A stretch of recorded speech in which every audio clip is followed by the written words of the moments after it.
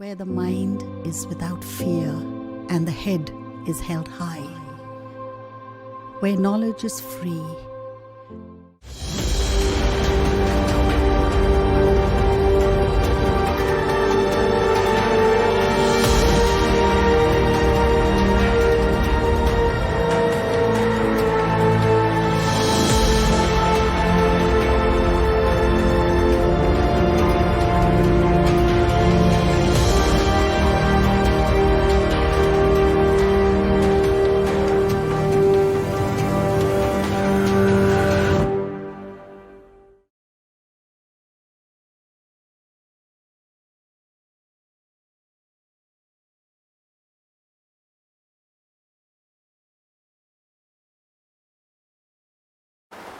Good morning student, আমি Ashis Kumar Basak, assistant headmaster এবং বায়োলজির শিক্ষক, অক্রমণী করোনেশন ইনস্টিটিউশন।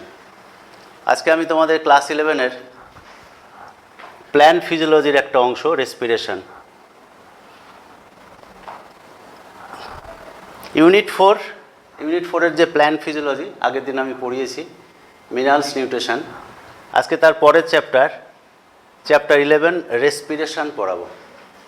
এই রেসপিরেশনের অন্তর্গত কি কি বিষয় নিয়ে আজকে আলোচনা করব সেগুলো এক ঝলক আমরা দেখে নিই। যেমন রেসপিরেশনের ইন্ট্রোডাকশান, ভূমিকা নিয়ে কিছু বলবো। তারপরে এক্সচেঞ্জ অফ গ্যাস, উদ্ভিদের ক্ষেত্রে এই গ্যাস কী করে এক্সচেঞ্জ হয়। তারপরে সেলুলার রেসপিরেশন, কোষীয় শ্বসন। কোষীয় শ্বসনের অন্তর্গত glycolysis, fermentation anaerobic, TCA cycle এবং ইটিএস এরোবিক। এরপরে পড়ব আমরা এনার্জি রিলেশন, অর্থাৎ শ্বসনে কত অণু কীভাবে জেনারেশন হয় বা সংশ্লেষ হয় সেটা আমরা হিসাব দেখব। তারপরে অ্যাম্ফিবোলিক পাথওয়ে, ক্রেবস চক্রকে অ্যাম্ফিবোলিক পাথওয়ে বলা হয় কেন সেটা দেখব। আর লাস্টলি হচ্ছে রেসপিরেটরি কোশেন্ট। তো প্রথমে আমরা শ্বসন কি, শ্বসনের ইন্ট্রোডাকশান। তাহলে রেসপিরেশন মানে হচ্ছে শ্বসন। শ্বসন কাকে বলে? যে প্রক্রিয়ায়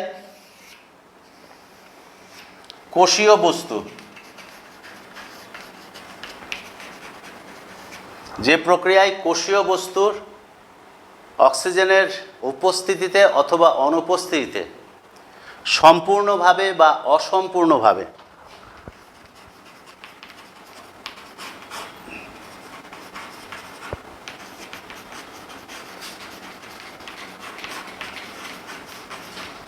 সম্পূর্ণভাবে বা অসম্পূর্ণভাবে জারিত হয়ে শক্তি উৎপন্ন করে এবং এর সঙ্গে কার্বন ডাইঅক্সাইড উৎপন্ন হয়, সেই প্রক্রিয়াকে বলি আমরা শ্বসন। তাহলে একটা শব্দ আসছে কোষীয় বস্তু, তাকে বলা হয় সাবস্ট্রেট, রেসপিরেটরি সাবস্ট্রেট। তাহলে কোষীয় বস্তু বা রেসপিরেটরি সাবস্ট্রেট।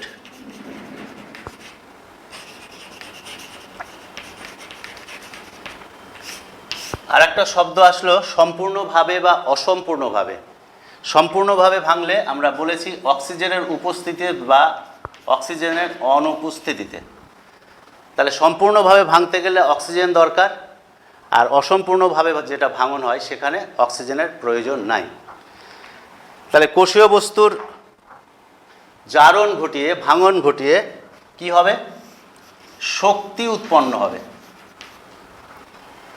শক্তি উৎপন্ন হবে কারণ আমরা জানি যে রেসপিরেটরি সাবস্ট্রেট বা যে কোষীয় বস্তু তার মধ্যে শক্তি আছে, সেই শক্তি স্থৈতিক শক্তি রূপে থাকে এবং সেটা গতিশক্তি রূপে পরিবর্তিত হয়ে সেই শক্তিটা এটিপির মধ্যে আবদ্ধ থাকে। এই জন্য এটিপি সংশ্লেষিত হয় এবং এর বাই প্রোডাক্ট হিসাবে বা আরেকটি বস্তু, সেটা হচ্ছে কার্বন ডাইঅক্সাইড উৎপন্ন হয়। তাহলে শ্বসনের আসল বিষয় হচ্ছে, মানে তাৎপর্য বলতে গেলে, শক্তির স্থানান্তর, শক্তি উৎপাদন। এছাড়া শক্তি ট্রান্সফরমেশন হয়, পরিবর্তিতও হয়, অন্য শক্তিতে রূপান্তরিত হয়। আমরা জানি বিভিন্ন রকমের যে প্রাণী আছে তারা কেউ কেউ আলো বের করতে পারে, জোনাকি যেমন, সেক্ষেত্রে শক্তির কনভার্সন হয়। আর কার্বন ডাইঅক্সাইড বেরোচ্ছে এই কার্বন ডাইঅক্সাইড সালোক সংশ্লেষে কাজে লাগে, আর অক্সিজেন প্রয়োজন হচ্ছে, সুতরাং কার্বন ডাইঅক্সাইড এবং অক্সিজেনের ব্যালান্স হয়, যেটা ভারসাম্য রক্ষা করে। শ্বসনের হচ্ছে এইগুলো তাৎপর্য। তাহলে সম্পূর্ণভাবে যখন ভাঙবে সেটাকে বলি আমরা সবাত শোষণ, আর অসম্পূর্ণভাবে যখন ভাঙে সেটা হচ্ছে অবাত শোষণ। অসম্পূর্ণভাবে অক্সিজেন যুক্ত যৌগ এর সাহায্য নিয়ে যখন আংশিকভাবে ভাঙে তখন তাকে বলি আমরা অবাত শোষণ। আর সম্পূর্ণভাবে অক্সিজেন ছাড়াই কোষের বাইরে অবশ্য ঘটনাটা ঘটে, সেটার একটা নাম আছে সন্ধান। আমাদের সিলেবাসে আছে, সেটা আমরা সন্ধান বলবো। তাহলে একটা হচ্ছে সবাত শোষণ, একটা অবাত শোষণ। অবাত শোষণের আরেকটি প্রকার হচ্ছে সন্ধান। তা শ্বসন এই কয়েকটি প্রকারে সম্পন্ন হয়। এখন শ্বসন কোথায় হয়? শ্বসনের স্থল হচ্ছে কোষ, মানে সাইটোপ্লাজম। এবং কখন হয় শ্বসন? দিবা রাত্রি সব সময়ের জন্য শ্বসন হয়। কারণ আমাদের যে দৈনন্দিন যে শারীরবৃত্তীয় প্রক্রিয়া, পুষ্টি, চলন, গমন, এইগুলোর জন্য সব সময়ের জন্যই আমাদের শক্তির প্রয়োজন আছে। সেই জন্যই শ্বসন সবসময়ের জন্য হয়, দিবারাত সবসময়ের জন্য হয়। এবার যে বস্তু ভেঙে শক্তি উৎপন্ন হয় তাকে বলি আমরা শ্বসন বস্তু বা রেসপিরেটরি সাবস্ট্রেট। শ্বসন বস্তু বা রেসপিরেটরি সাবস্ট্রেট হিসাবে কি কি বস্তু ব্যবহার হয়?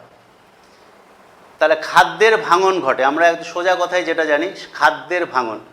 তাহলে খাদ্য আমরা গ্রহণ করি কার্বোহাইড্রেট, প্রোটিন, লিপিড, যার ভাঙন ঘটিয়ে শক্তি উৎপন্ন করি। আর যে কয়েক প্রকারের খাদ্য খাই, যেমন মিনারেলস, ভিটামিন, জল, এখান থেকে শক্তি পাওয়া যায় না। তাহলে খাদ্যের ভাঙন বলতে গেলে এই কার্বোহাইড্রেট, প্রোটিন এবং লিপিড। তাহলে কার্বোহাইড্রেট, প্রোটিন এবং লিপিড তিন প্রকার খাদ্যেরই ভাঙন হয়।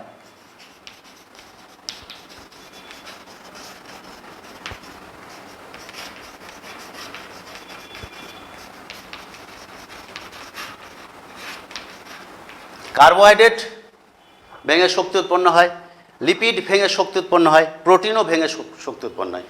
তবে সাধারণত আমাদের ক্ষেত্রে সরল শর্করা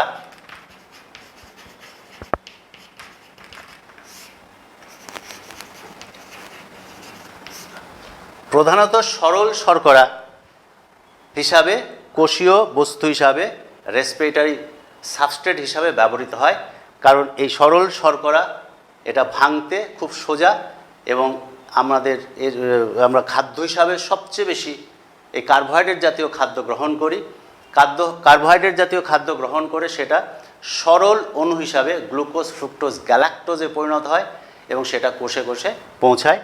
এবং সেই গ্লুকোজ, ফ্রুক্টোজ বা গ্যালাক্টোজ, সেই সরল শর্করা প্রধান শ্বসন বস্তু বা সেলুলার সাবস্ট্রেট হিসাবে ব্যবহৃত হয়। কার্বোহাইড্রেটের অভাবে, যেমন অনশনকালে, লিপিড বস্তু ভাঙবে বা লিপিড বস্তুর জারণ ঘটবে কার্বোহাইড্রেটের অনুপস্থিতিতে। কোষে যদি কার্বোহাইড্রেট মানে সরল শর্করা থাকে তবে কিন্তু লিপিড ভাঙবে না। আর কার্বোহাইড্রেট, লিপিড উভয়ই যদি শেষ হয়ে যায় কোষে, তখন একমাত্র প্রোটিনের জারণ হবে বা প্রোটিন রেসপিরেটরি সাবস্ট্রেট বা শ্বসন বস্তু হিসাবে ব্যবহৃত হবে। সেই জন্য এই দুটো খাদ্যের ভাঙনকে বলি আমরা ভাসমান শ্বসন, ফ্লোটিং রেসপিরেশন। আর প্রোটিনের ভাঙনকে বলি আমরা প্রোটোপ্লাজমীয়।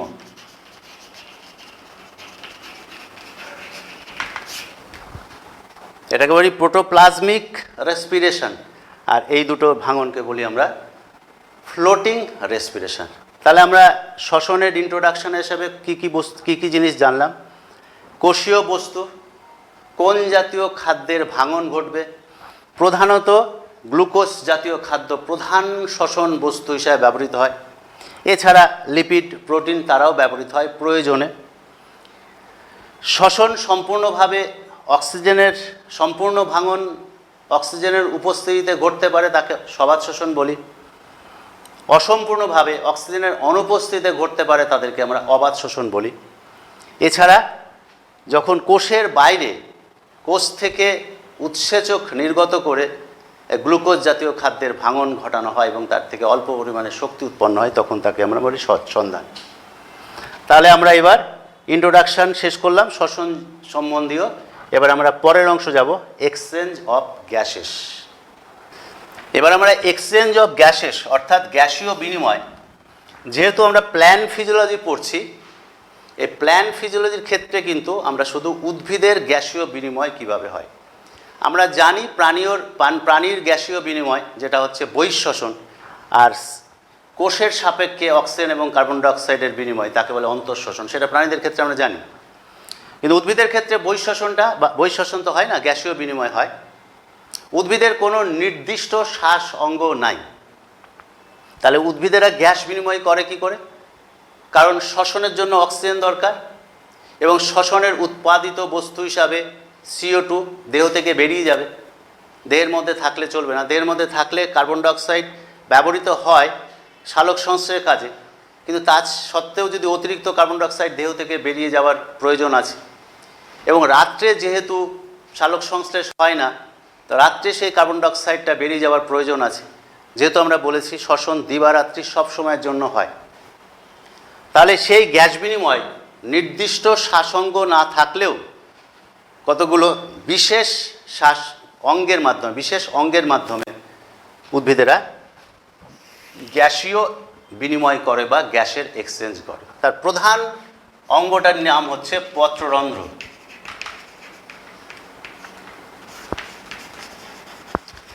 পত্ররন্ধ্র বা স্টোমাটা, তোমরা জানো যে পত্ররন্ধ্র খোলা এবং বন্ধ হয়। আমি পড়িয়েছিলাম আগের চ্যাপ্টারে, ব্যাপন অভিশ্রবণ এই চ্যাপ্টারে পড়িয়েছিলাম। পত্ররন্ধ্র খোলা হয় এবং বন্ধ হয়, দিনের বেলা খুলে যায়, রাত্রে বন্ধ হয়। সেই পত্ররন্ধ্রের মাধ্যমে কার্বন ডাইঅক্সাইড বেরিয়ে যায় এবং অক্সিজেন প্রবেশ করে। তো রাত্রে পত্ররন্ধ্র বন্ধ হলে কার্বন ডাইঅক্সাইডটা সেখানে অ্যাসিডে পরিণত হয়ে থাকে, তারপরে দিনের বেলা আবার সেটা কনভার্সন হয়ে বেরিয়ে যায়। এছাড়া কিছু কিছু বৃক্ষ বা গুল্ম জাতীয় উদ্ভিদের আরেকটি অঙ্গ আছে, তার নাম লেন্টিসেল। লেন্টিসেল উদ্ভিদের ত্বকীয় বৈতকের বিচ্ছিন্ন অংশ, সে বৈতকের বিচ্ছিন্ন অংশ এবং সেই পথে CO2 বেরিয়ে যায় এবং অক্সিজেন নির্গমন করে, তবে সকল উদ্ভিদের ক্ষেত্রে নয়। সকল উদ্ভিদের ক্ষেত্রে পত্ররন্ধ্রের মাধ্যমে এই গ্যাসের বিনিময় হয়, অক্সিজেন উদ্ভিদ দেহে প্রবেশ করে, কার্বন ডাইঅক্সাইড উদ্ভিদ দেহ থেকে নির্গত হয়। এছাড়া বিশেষ এক ধরনের উদ্ভিদ আছে, লবণাম্ব উদ্ভিদ বলি, অর্থাৎ নোনা মাটিতে যারা জন্মায় লবণাম্ব উদ্ভিদ, তাদের ক্ষেত্রে এক ধরনের নিউম্যাটোফোর বলে।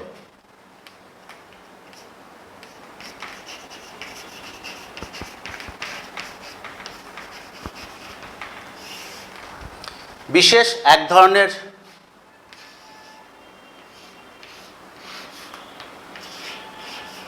শাখামূলের রূপান্তর এবং সেই নিউম্যাটোফোর মূলেরই রূপান্তর, সেখানে তাদের গাত্রে বা সেই বিশেষ মূলের গাত্রে ছিদ্র থাকে, সেই ছিদ্র পথে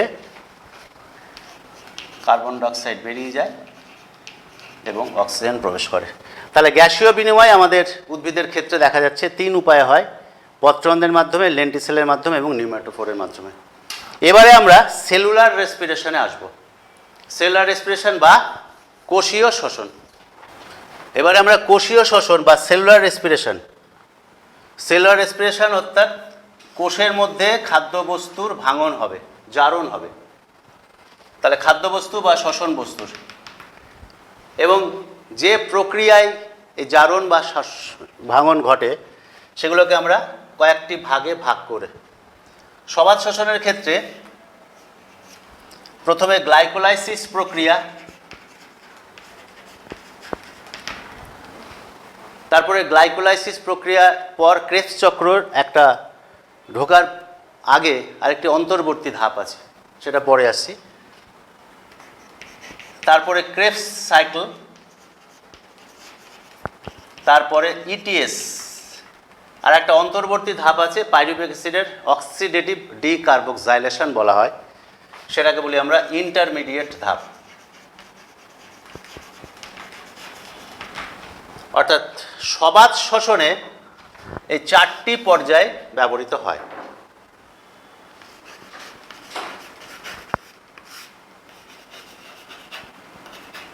চারটি পর্যায়ের মাধ্যমে কোষের বা খাদ্যবস্তু, কোষের মধ্যে যে খাদ্যবস্তু আছে তার জারণ বা ভাঙন ঘটবে। তার মধ্যে গ্লাইকোলাইসিস সাইটোপ্লাজমে সম্পন্ন হয়,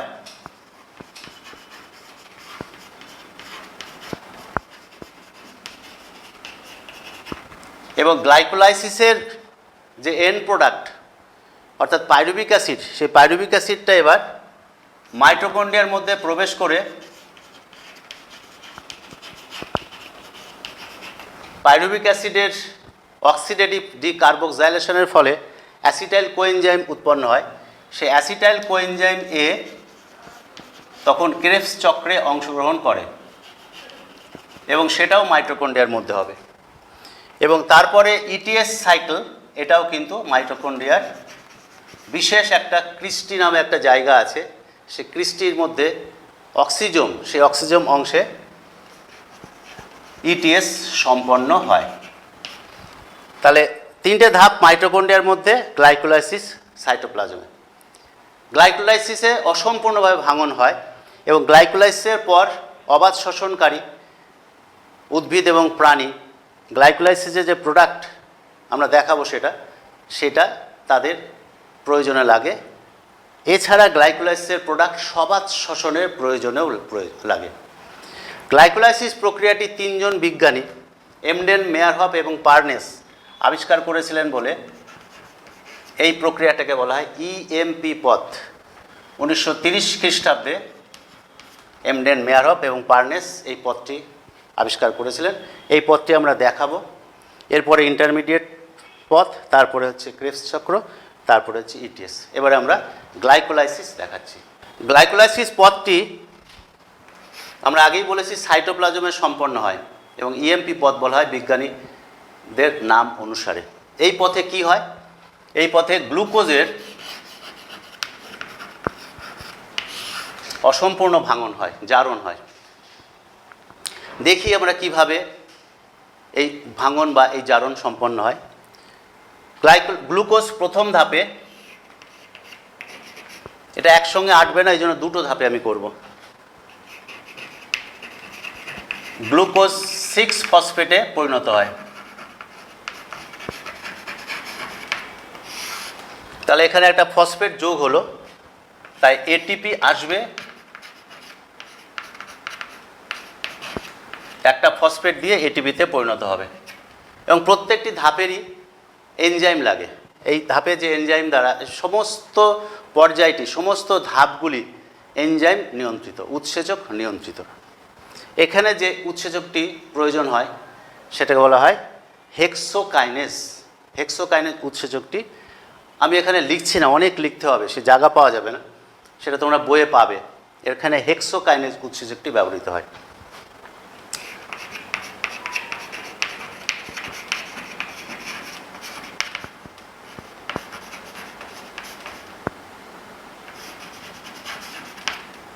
গ্লুকোজ 6 ফসফেট হেক্সোকাইনেজ উৎসেচক এই বিক্রিয়াটি করলো। আর এখানে আইসোমারেজ অর্থাৎ ফসফোহেক্সো আইসোমারেজ নামক উৎসেচকটি এই বিক্রিয়া ঘটাবে এবং এখানে কোনো আর প্রোডাক্টের অন্য কোনো পরিবর্তন হবে না। উৎসেচক এই আইসোমারেজ, ফসফোহেক্সো আইসোমারেজ, এই গ্লুকোজ থেকে ফ্রুক্টোজ এই রূপান্তরটি ঘটালো। তা গ্লুকোজ আর ফ্রুক্টোজ হচ্ছে আইসোমার।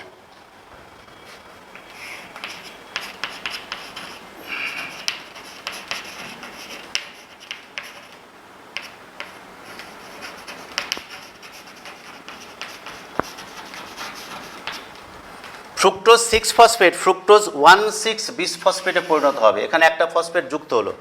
তাহলে আগেরটা 6 নম্বর গ্লুকোজের কার্বনের 6 নম্বর কার্বনে এসে ফসফেট জুড়েছিল, এখানে একটা 1 নম্বরে, একটা 6 নম্বরে, কার্বনের 1 নম্বর পজিশনে এবং কার্বনের 6 নম্বর পজিশনে আরেকটি ফসফেট যুক্ত হলো।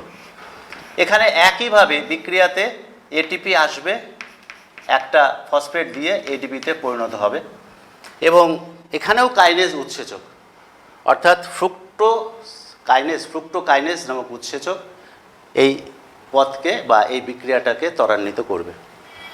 আমি এইরকমভাবে তোমাদেরকে ছকের মাধ্যমে দেখাচ্ছি, এটা বিক্রিয়ার ফর্মেও তোমরা দেখাতে পারো, সেটা অনেক সময় লাগবে, একটা দেখিয়ে দিচ্ছি আমি। যেমন গ্লুকোজ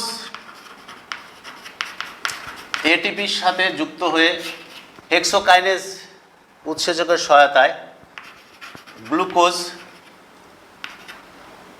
6-ফসফেট প্লাস এডিপি, এইভাবে প্রতিটি ধাপকে এইরকমভাবে বিক্রিয়ার মাধ্যমে তোমরা দেখাতে পারো, প্রত্যেকটি ধাপকে। এবার অ্যালডোলেজ নামক একটা উৎসেচক গ্লুকোজ 6 কার্বন সমন্বিত, ফ্রুক্টোজ 6 কার্বন সমন্বিত এবং এই ফ্রুক্টোজ 6 কার্বন সমন্বিত, এখানে দুটো 3 কার্বন সমন্বিত প্রোডাক্ট অ্যালডোলেজ নামক উৎসেচকের সহায়তায় গ্লিসারালডিহাইড 3-ফসফেট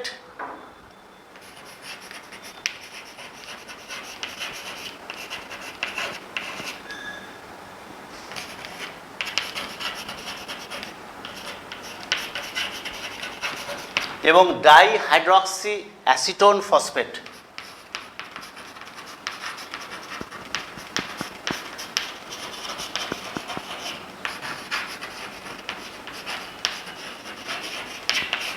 এটাও 3 কার্বন সমন্বিত, এটাও 3 কার্বন সমন্বিত যৌগে পরিণত করলো অ্যালডোলেজ। এবং এই দুটো পরস্পরের ইন্টার কনভার্টেবল, অর্থাৎ এখানেও একই পথে পাইরুভিক অ্যাসিড উৎপন্ন হয়, এখানেও একই পথে পাইরুভিক অ্যাসিড উৎপন্ন হয়, তবে আমরা এরকম একটি পথই দেখাই। সুতরাং এটা মুছে দিতে হবে, আমি যতটা চেষ্টা করবো এখানে দেখানোর চেষ্টা করছি। তাহলে গ্লিসারো 3-ফসফেট বা এটাকে পিজিএল বলি আমরা,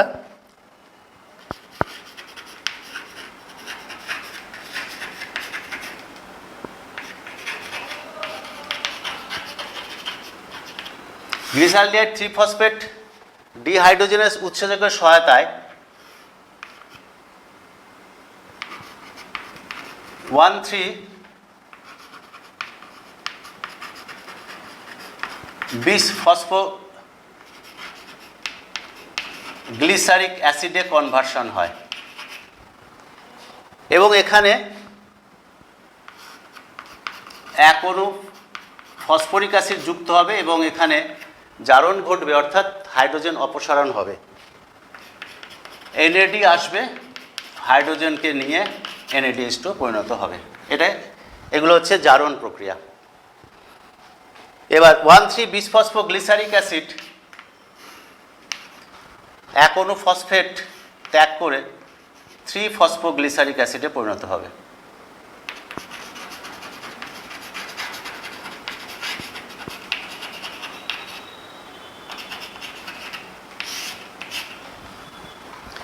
এখানে যেমন ডিহাইড্রোজেনেস, এখানে তেমনি কাইনেস, ফসফোগ্লুকোকাইনেস। এবং উৎসেচক মনে রাখার উপায় হচ্ছে ওই সাবস্ট্রেটের নামের সাথে যুক্ত আছে। যেমন এটিপির স্থানান্তরকে কাইনেস, হাইড্রোজেন অপসারণকে ডিহাইড্রোজেনেস, কার্বন ডাইঅক্সাইড অপসারণকে ডিকার্বক্সাইলেস, এরকম কতগুলো নাম এইভাবে মনে রাখার চেষ্টা করবে। তাহলে এখানে একটা ফসফেট উৎপন্ন হলো, তাহলে এডিপি এসে ফসফেটটা নিয়ে নিল। এই ধরনের সরাসরি ফসফেট বা এটিপি উৎপন্ন হওয়ার প্রক্রিয়াকে সাবস্ট্রেট লেভেল ফসফরিভবন বলা হয়। আর এইগুলো আবার পরে বিজারিত হয়ে এটিপি উৎপন্ন হবে, ওটা ইটিএস প্রক্রিয়ার মাধ্যমে। কিন্তু এই সরাসরি এটিপি উৎপন্ন হওয়াটাকে বলে সাবস্ট্রেট লেভেল ফসফরিভবন। 3-ফসফোগ্লিসারোডিহাইড থেকে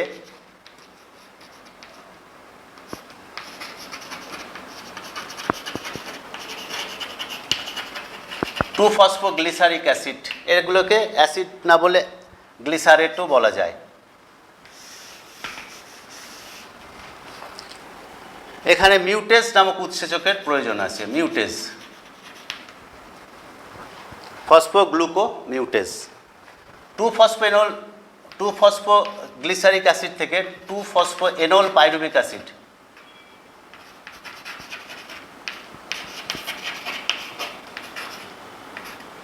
পাইরুভিক অ্যাসিডকে আমি PA লিখলাম।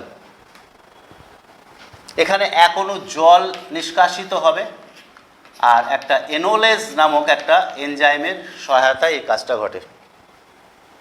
2-ফসফোএনল পাইরুভিক অ্যাসিড থেকে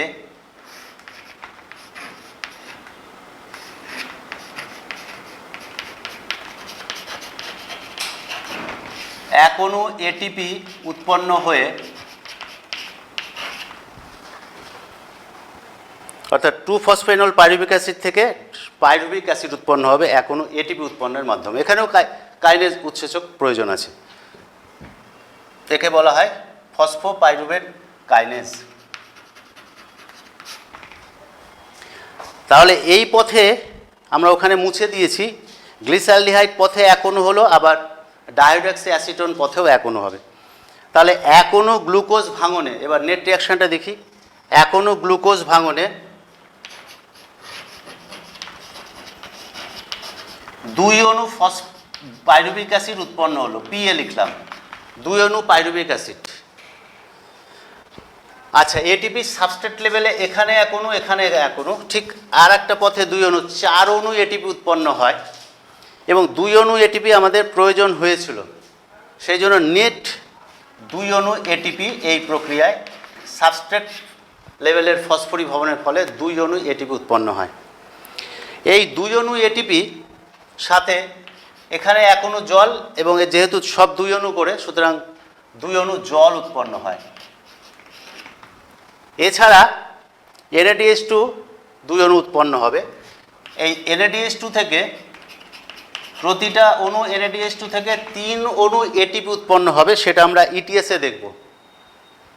একসাথে অতগুলো দেখাতে পারবো না, সেই জন্য আমি আগেই বলে রাখছি, গ্লাইকোলাইসিস প্রক্রিয়ায় সাবস্ট্রেট লেভেলে 2 অণু এটিপি উৎপন্ন হয় এবং NADH2-র বিজারণের ফলে আবার দেখব আমরা যে 3 অণু করে 6 অণু এটিপি সংশ্লেষিত হবে। গ্লাইকোলাইসিস প্রক্রিয়ায় মোট 8 অণু এটিপি সংশ্লেষিত হয়। কারণ আমাদের এটিপি অণুর হিসাব দেখাতে হবে, সেই জন্য গ্লাইকোলাইসিস প্রক্রিয়াটি তখন মুছে ফেললে আর বুঝতে পারবে না। সুতরাং গ্লাইকোলাইসিস প্রক্রিয়ায় 8 অণু এটিপি উৎপন্ন হলো। এবার এটা থেকে 3 অণু এটিপি উৎপন্ন কী করে হয় সেটা আমরা পরে আসছি, কিন্তু মনে রাখবে যে ওখানে তাহলে 3 3 6 অণু, আর এখানে সাবস্ট্রেট লেভেলে 2 অণু, 8 অণু এটিপি উৎপন্ন হলো। তাহলে এক ঝলক করে খুব দ্রুত বলে যাচ্ছি, গ্লাইকোলাইসিস পথটি সাইটোপ্লাজমে সম্পন্ন হয়। 3 জন বিজ্ঞানী এমডেন, মেয়ারহফ এবং পার্নেস আবিষ্কার করেছিলেন বলে তাদের নাম অনুসারে এটাকে EMP পথ বলা হয়। এই পথে এক অণু গ্লুকোজ থেকে 2 অণু পাইরুভিক অ্যাসিড উৎপন্ন হয়, 2 অণু এটিপি উৎপন্ন হয়, 2 অণু জল এবং 2 অণু NADH2 উৎপন্ন হয়। এবং পথটি কি? গ্লুকোজ 6-ফসফেট এক অণু এটিপি নিয়ে গ্লুকোজ 6-ফসফেট পরিণত হলো। উৎসেচকের নাম বলেছি আর রিপিট করছি না।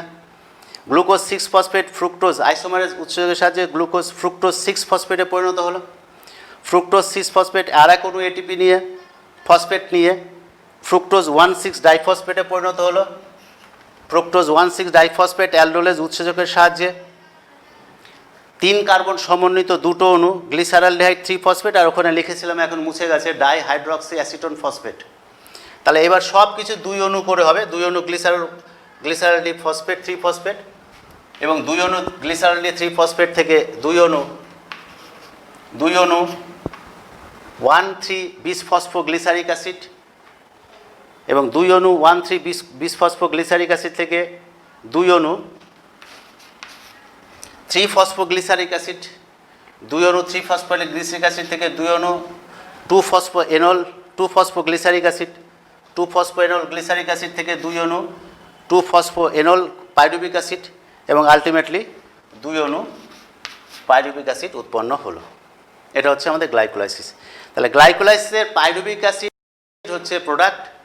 এই প্রোডাক্টটি নিয়ে সন্ধান প্রক্রিয়া, অবাধ শ্বসন প্রক্রিয়া এবং সবাধ শ্বসন প্রক্রিয়াতে অংশগ্রহণ করবে। এবার আমরা খুব ছোট করে আমরা ফার্মেন্টেশন বা এনোরোবিক প্রক্রিয়াটি দেখাবো। তো গ্লাইকোলাইসিসের যে প্রোডাক্ট অর্থাৎ পাইরুভিক অ্যাসিড, এই 2 অণু পাইরুভিক অ্যাসিড ফার্মেন্টেশনে অংশগ্রহণ করে এবং অবায়ুজীবী যে সমস্ত জীব আছে তারা কিন্তু অবাত শোষণও করে। আমাদের দেহে বসবাসকারী পরজীবী তারা অবাত শোষণ করে এবং আমাদের পেশিকোষে ল্যাকটিক অ্যাসিড উৎপন্ন হয়। এবং সন্ধান অবাত শোষণের থেকে একটু আলাদা। সন্ধান কোষের বাইরে হবে।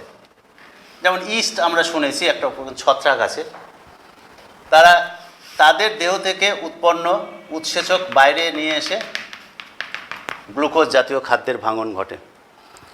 এবং আমরা জানি যে গ্লুকোজ অসম্পূর্ণভাবে ভাঙন হয়ে 2 অণু পাইরুভিক অ্যাসিড, 2 অণু এটিপি এবং 2 অণু NADH উৎপন্ন হয়। এবং সন্ধান প্রক্রিয়াতে বা অবাত শোষণ প্রক্রিয়াতে অনেক কম শক্তি উৎপন্ন হয়। সবাত শোষণে আমরা 686 কিলো ক্যালোরি তাপশক্তি উৎপন্ন হয়,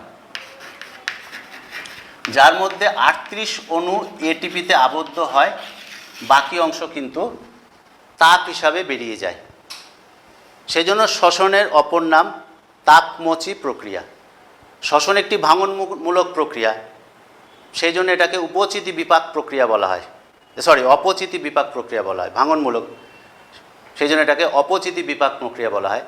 কিন্তু শ্বসনের ফলে উৎপন্ন যে তাপ সেটা সম্পূর্ণরূপে আমরা আবদ্ধ রাখতে পারি না এটিপির মধ্যে। এক অণু এটিপির মধ্যে 7.3 কিলো ক্যালোরি তাপশক্তি আমরা জমা রাখতে পারি। তো বাকি অংশটা প্রায় 200 সামথিং, বাকি অংশটা তাপশক্তি হিসেবে বেরিয়ে যায়। সেই জন্য এটাকে তাপমোচী প্রক্রিয়া বলা হয়। কিন্তু অবাত শোষণ এবং কোহল সন্ধানে খুব অল্প পরিমাণে শক্তি উৎপন্ন হয়, যেহেতু সম্পূর্ণরূপে গ্লুকোজের জারণ ঘটে না। সন্ধান আমরা জানি 2 প্রকার, তাহলে সন্ধান আমরা বললাম কোষের বাইরে হচ্ছে, আর অবাত শোষণটা কোষের মধ্যে হচ্ছে। তফাৎ এইটুকুই, তাছাড়া অন্যান্য বিক্রিয়াজনিত ঘটনাগুলো সব একই রকম। কোহল সন্ধানে 1 অণু গ্লুকোজ উৎসেচকের সহায়তায় 2 অণু ইথাইল অ্যালকোহল উৎপন্ন হয়। পথে আগে অ্যাসিটাইলডিহাইড উৎপন্ন হবে, সেই অ্যাসিটাইলডিহাইড উৎপন্ন হওয়ার সময় কার্বন ডাইঅক্সাইড উৎপন্ন হবে এবং সেজন্য 2 অণু কার্বন ডাইঅক্সাইড উৎপন্ন হবে অ্যাসিটাইলড উৎপন্ন হওয়ার সময়।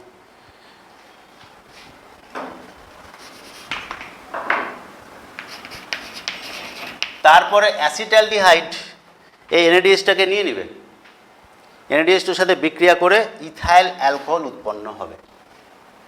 তাহলে কোহল সন্ধানের নেট প্রোডাক্ট কি? 1 অণু গ্লুকোজ থেকে 2 অণু ইথাইল অ্যালকোহল, 2 অণু এটিপি, 2 অণু CO2 এবং সামান্য শক্তি উৎপন্ন হবে। পথে আরেকটি ধাপ আছে অ্যাসিটালডিহাইড, এটা লিখলাম না। ল্যাকটিক অ্যাসিড সন্ধান, এটা 1 অণু গ্লুকোজ ভেঙে 2 অণু ল্যাকটিক অ্যাসিড উৎপন্ন হবে, 2 অণু এটিপি উৎপন্ন হবে এবং সামান্য পরিমাণে শক্তি উৎপন্ন হবে। এই হচ্ছে আমরা ফার্মেন্টেশন দেখলাম। এবার গ্লুকোজ থেকে যে 2 অণু পাইরুভিক অ্যাসিড উৎপন্ন হয় সেটা অবাত শোষণ এবং সবাত শোষণে ব্যবহৃত হয়। সবাত শোষণে ব্যবহৃত হবে ক্রেবস চক্রে অংশগ্রহণ করার জন্য, আর অবাত শোষণে ব্যবহৃত হবে ল্যাকটিক অ্যাসিড বা ইথাইল অ্যালকোহল, বা সন্ধান প্রক্রিয়ায় ব্যবহৃত হবে ল্যাকটিক অ্যাসিড বা ইথাইল অ্যালকোহল উৎপন্নের জন্য। এবারে আমরা সবাত শোষণে যে পাইরুভিক অ্যাসিড কীভাবে ব্যবহৃত হয় সেটা আমরা ক্রেবস চক্রের মাধ্যমে দেখতে পাবো। তাহলে আমরা গ্লাইকোলাইসিস শেষ করলাম, ফার্মেন্টেশন শেষ করলাম। এবার TCA সাইকেল। TCA সাইকেলের সম্পূর্ণ নাম ট্রাই কার্বক্সিলিক অ্যাসিড সাইকেল, অপর নাম সাইট্রিক অ্যাসিড সাইকেল। কেন এরকম নামকরণ হয়েছে আমরা একটু পরে দেখতে পাবো।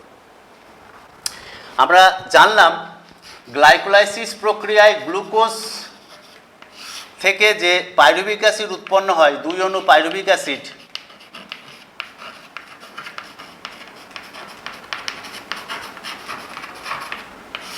সেই 2 অণু পাইরুভিক অ্যাসিড ক্রেবস চক্রে অংশগ্রহণ করবে, তবে সরাসরি নয়।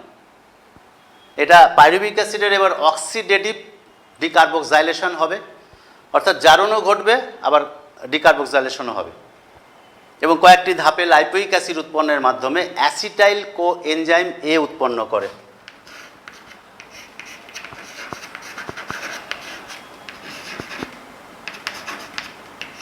তাহলে কোএনজাইম এ এখানে যুক্ত হবে, কার্বন ডাইঅক্সাইড এক অণু বেরোবে, ডিকার্বক্সাইলেশন হবে এবং জারণ ঘটবে, অর্থাৎ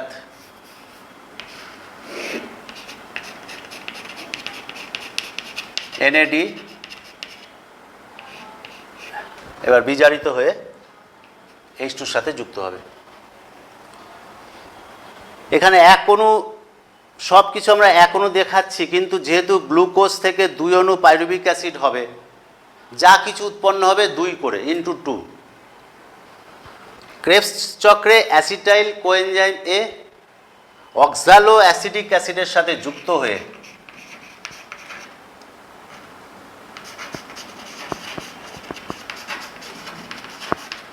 ক্রেবস চক্র শুরু করবে।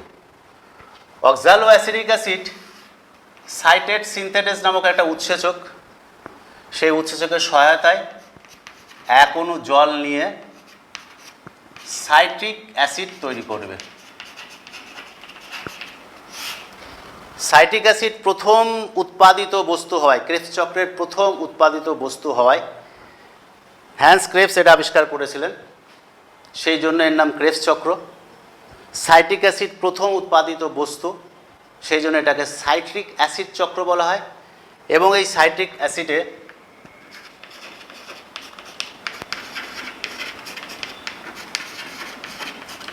তিনটি কার্বক্সিল গ্রুপ থাকায় এটাকে বলা হয় try carboxylic acid cycle.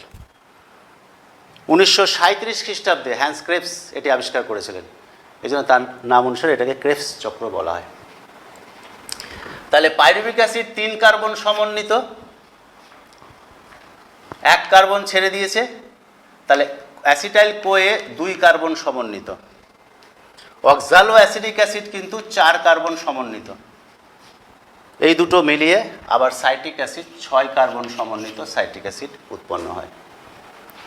Citric acid এখনো জল ছেড়ে, তাহলে জল প্রবেশ আর নিষ্কামন নির্গমন, এটাকে অ্যাকোনাইটেস এবং সাবস্ট্রেট অনুযায়ী সাইট্রিক অ্যাকোনাইটেস, অ্যাকোনাইটেস উৎসেচক দিলেও অসুবিধা নাই। এখানকার যে উৎসেচকটা সেটা কিন্তু সাইট্রিক সিনথেটেস নামক উৎসেচক ব্যবহৃত হয় এবং এই উৎসেচকটি সাহায্যে, অ্যাকোনাইটেস উৎসেচকটির সাহায্যে সিস অ্যাকোনাইটিক অ্যাসিডে পরিণত হবে।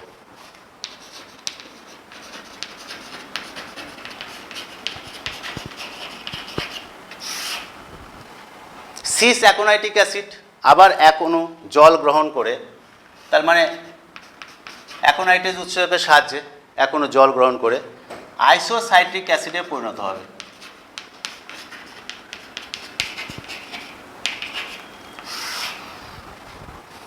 আইসোসাইট্রিক অ্যাসিড ডিহাইড্রোজিনেস উৎসেচকের সহায়তায় অক্সালো অ্যাসিটিক অ্যাসিডে পরিণত হবে। তো এখানে সেই জন্যই ডিকার্বক্সাইলেস উৎসেচক, হাইড্রোজেনেস উৎসেচক একটা হাইড্রোজেনকে অপসারণ ঘটাবে। অক্সালো সাকসিনিক অ্যাসিড এক অণু কার্বন ডাইঅক্সাইড ত্যাগ করে ডিকার্বক্সাইলেশন, তার মানে যেটা উৎপন্ন হবে, যে কার্বন ডাইঅক্সাইড বেরিয়ে গেল, আলফা কিটো গ্লুটারিক অ্যাসিডে পরিণত করবে। আলফা কিটো গ্লুটারিক অ্যাসিড, তাহলে alpha keto glutaric acid 5 carbon সমন্বিত হয়ে গেল, এখনও কার্বন ডাইঅক্সাইড বেরিয়ে গেল এবং এখানে ডিকার্বক্সাইলেস নামক উৎসেচকটি ব্যবহৃত হবে। Alpha keto glutaric acid succinyl কোয়েতে কনভার্সন হবে এবং এখানে ডিহাইড্রোজেনেস উৎসেচক এক অণু NADH2 উৎপন্ন করবে, অর্থাৎ H2-র অপসারণ ঘটাবে, তাই NADH2 উৎপন্ন হবে। সাকসিনাইল কোএনজাইমে কাইনেস, তবে এখানে থায়োকাইনেস GTP এখানে ব্যবহৃত হয়, সাকসিনিক অ্যাসিডে পরিণত করবে।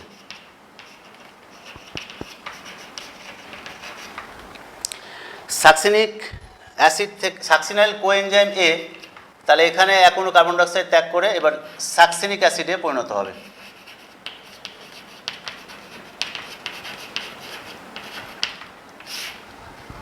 সাকসিনিক অ্যাসিড এবার ফিউমারিক অ্যাসিডে পরিণত হবে।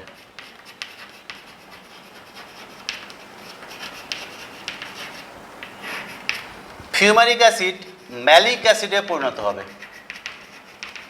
সব কিন্তু 4 কার্বন সমন্বিত,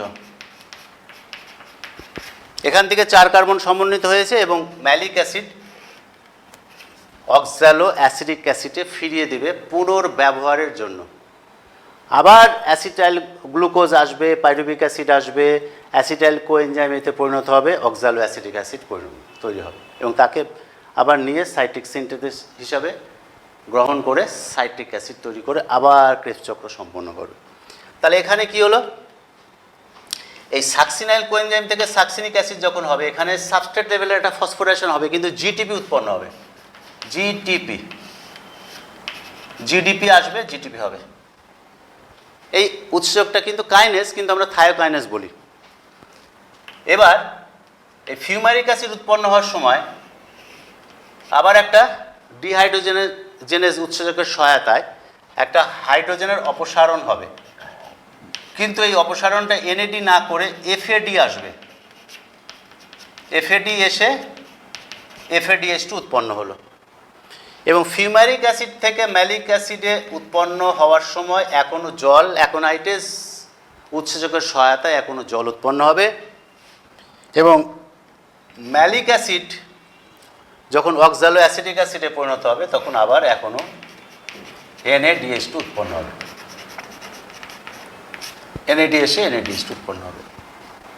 তাহলে এই ক্রেবস চক্রে যা কিছু হবে সব 2 অণু করে, কারণ আমরা জানি 2 অণু পাইরুভিক অ্যাসিড হয়েছিল, সুতরাং 2 অণু অ্যাসিটাইল কোএনজাইম, সব কিছু 2 বার করে হচ্ছে। তাহলে যা প্রোডাক্ট হবে সেগুলো সব 2 অণু করে। আচ্ছা, আমাদের যেটা বিষয়, আমরা যে ইটিএসে যাব সেখানে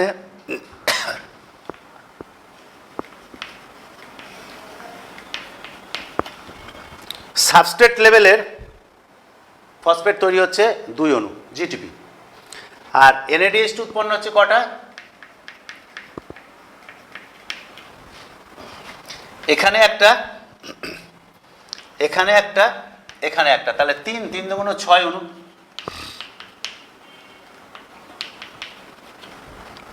FADH2 উৎপন্ন হলো কত, কোথায়, একটা, তাহলে 1 মানে হচ্ছে 2 অণু। আমরা আগেই বলেছি সব কিছু 2 অণু করে উৎপন্ন হবে। একবার খুব দ্রুত আমরা এই প্রোডাক্টগুলো জেনে নিই। অ্যাসিটাইল কোএনজাইমে অক্সালো অ্যাসিডিকের সাথে 2 অণু citric acid, citric acid cis aconitic acid, cis aconitic acid isocitric acid, isocitric acid oxalo acidic acid, oxalo succinic acid, oxalo succinic acid,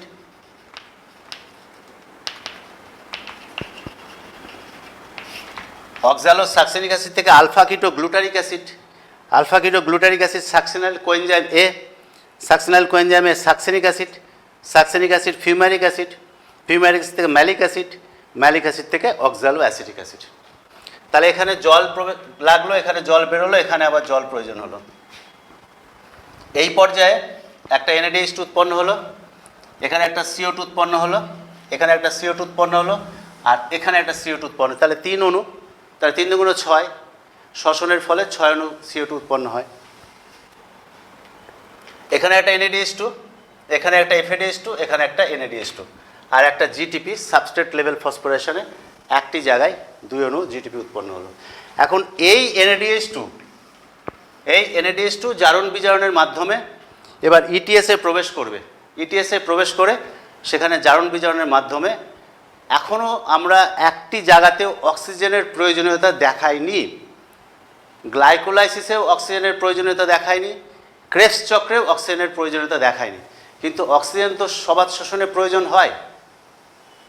সেই জন্য ইটিএসের শেষ পর্যায়ে এই হাইড্রোজেনের সাথে অক্সিজেন যুক্ত হয়ে জল উৎপন্ন হবে এবং সেই জন্য ওই ইটিএসের আরেক নাম হচ্ছে প্রান্তীয় শোষণ।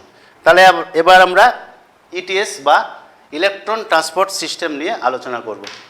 তাহলে ইটিএস বা ইলেকট্রন ট্রান্সপোর্ট সিস্টেম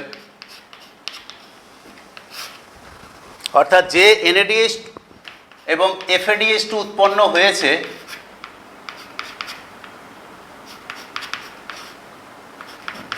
সেইগুলো থেকে এই পর্যায়ে এই হাইড্রোজেন জারণ বিজারণ প্রক্রিয়ার মাধ্যমে ইলেকট্রন বাহকের মাধ্যমে শেষে অক্সিজেনের সাথে এই হাইড্রোজেন মিলিত হবে। এটি 5টি কমপ্লেক্সে সম্পন্ন হয়। কমপ্লেক্স 1, কমপ্লেক্স 2, কমপ্লেক্স 3, কমপ্লেক্স 4 এবং কমপ্লেক্স 5। দেখি আমরা কিভাবে হয়। এটা একটু বড় জায়গা লাগবে, সেজন্য আমি বেঁকিয়ে করছি তোমাদের জন্য।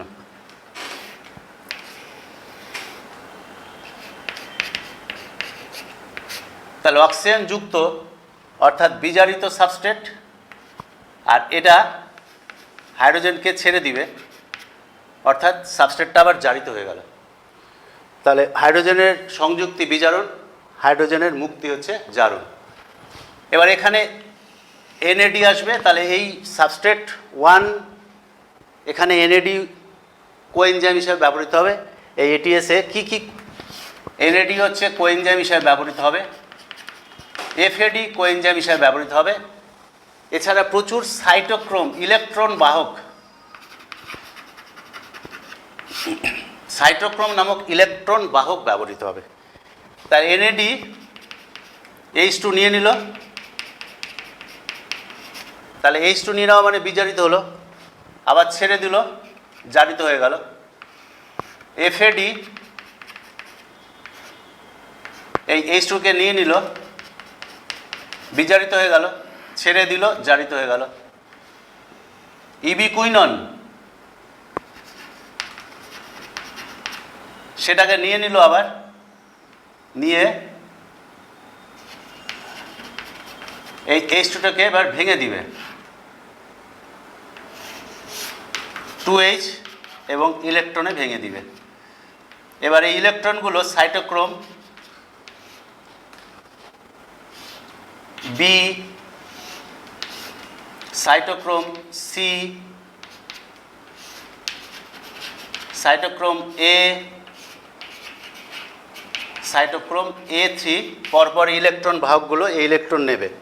এবং সাইটোক্রোমের মধ্যে যেহেতু আয়রন থাকে, একবার জারণ হবে, ইলেকট্রনটা নিয়ে নিবে,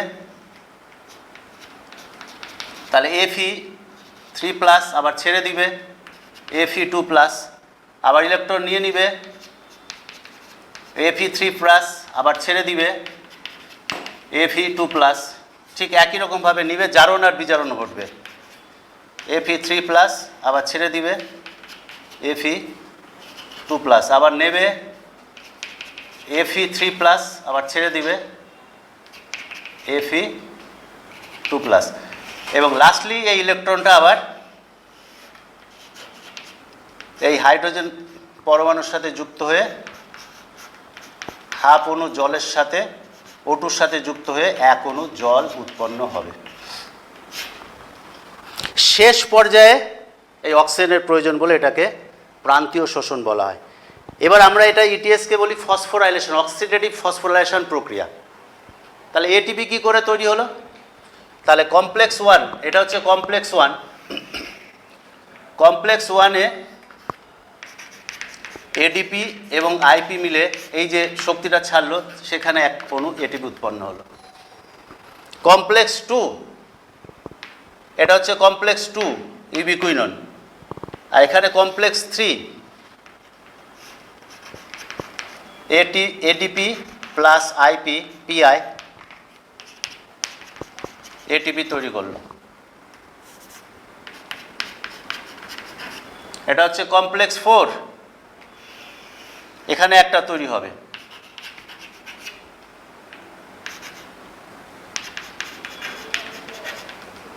আর লাস্টে এই পর্যায়ে একটা কমপ্লেক্স 5 এটিপিএস উৎসেচক হিসাবে ব্যবহৃত হয়, এটা হচ্ছে কমপ্লেক্স 5 বলি আমরা।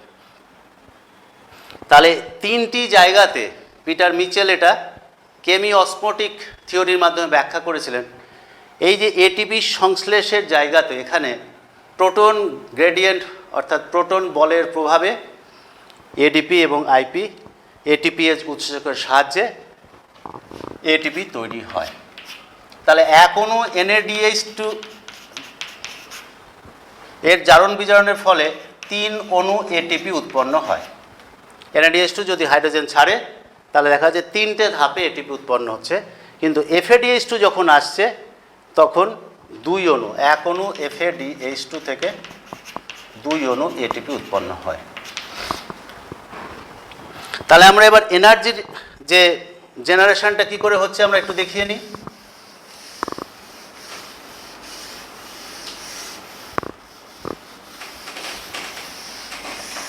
আমরা আগেই জেনেছিলাম গ্লাইকোলাইসিস প্রক্রিয়ায় 8 অণু এটিপি উৎপন্ন হয়।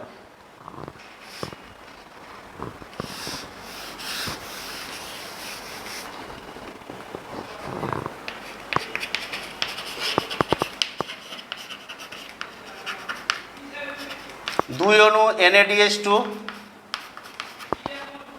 তারা 3 অণু এটিপি করে 6 অণু এটিপি উৎপন্ন করবে ইটিএস পদ্ধতিতে। আর গ্লাইকোলাইসিসে সাবস্ট্রেট লেভেলে 2 অণু সরাসরি এটিপি উৎপন্ন হয়েছিল। তাহলে গ্লাইকোলাইসিসে 8 অণু এটিপি উৎপন্ন হলো। ইন্টারমিডিয়েট ধাপ যেটা পাইরুভিক অ্যাসিডের অক্সিডেটিভ ডিকার্বক্সাইলেশন, সেখানে কি হচ্ছে,